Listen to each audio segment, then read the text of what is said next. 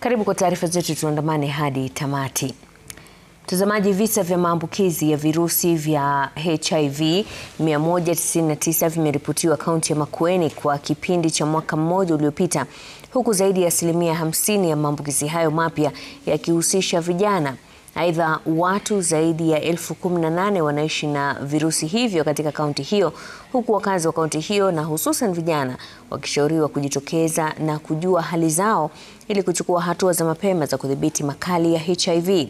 Maadhimisho ya siku ya ukimwi Makueni yalifanyika katika shule ya upili ya Tawa huko Mboni. 18,000 people, 264 living with HIV in Makueni. This is quite a huge number. It's a big number. But I think despite this, we are not doing very badly. There are some counties which I believe they are over 50,000. So Makueni, we are not doing badly. So this represents 1.38% of the people living, of all people living with HIV in Kenya, a population that relies on our health system for sustained care.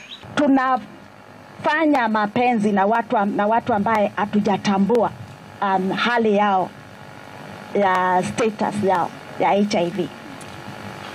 Na pia inamaanisha na sisi hatuendi kupimwa tujue, because mtu anaweza kuwa anatembea kumbe ako na virusi na hajatambua, kumaanisha tunatembea tukiwa katika hiyo hali. Kama kweli tuko na mpango wa kumaliza, ni mpaka tupimwe ama namna gani? Na ni mpaka tuandamane na wengine tukapimwe.